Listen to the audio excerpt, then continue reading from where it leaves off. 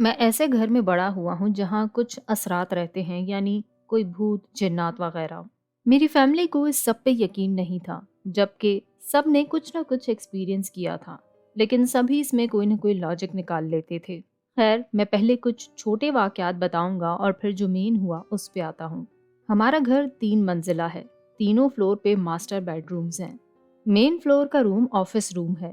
میں نے کئی بار آفس روم کے باہر کسی کو واک کرتے سنا ہے، رات کے وقت ٹوائلٹ فلشنگ کی آواز، اور کبھی تو کسی کی باتیں کرنے کی بھی آوازیں سنی۔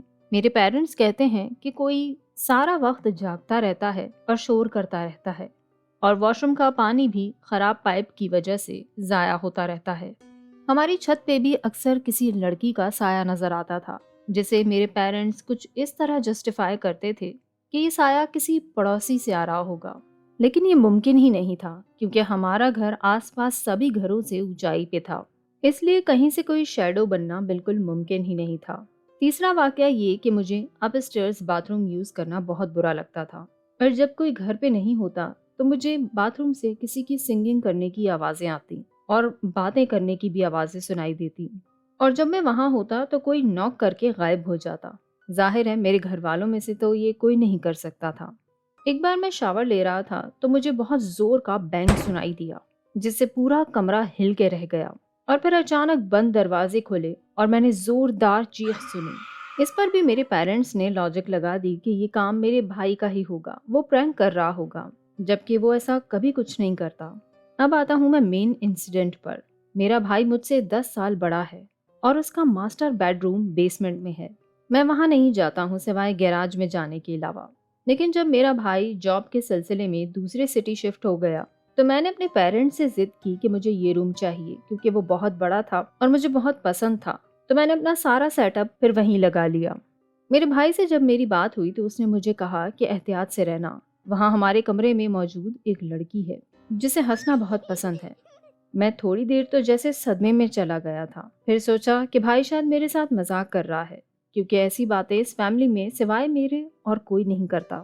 اس لیے میں نے بھائی کی بات کو اگنور کر دیا۔ ایک دن میری دوست میرے گھر آئی، ہم کمرے میں تھے، جب وہ باتھ روم گئی تو اس کی اندر سے آواز آئی، "مت کرو، یہ کوئی مذاق نہیں۔"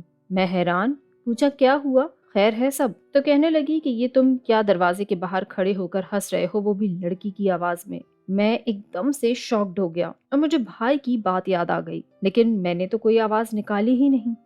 ایک دن میں اپنے اسی بیسمنٹ ماسٹر بیڈ روم میں شاور لے رہا تھا تو مجھے کسی کے ہنسنے کی آواز آئی۔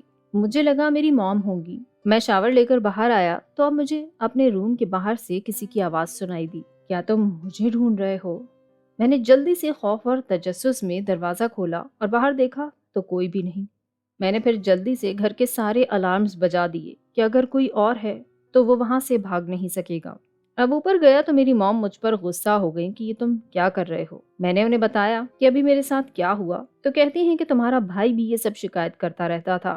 میں نے جب بھائی سے بات کی تو وہ کہنے لگا کہ ہاں ایسا ہوتا تھا، مجھے کسی کی ہنسنے کی آوازیں آتی تھیں اور وہ تم ہی تھے، یعنی وہ مجھے سمجھ رہا تھا، لیکن میں نے اسے بتایا کہ میں نے ایسا کبھی کچھ نہیں کیا۔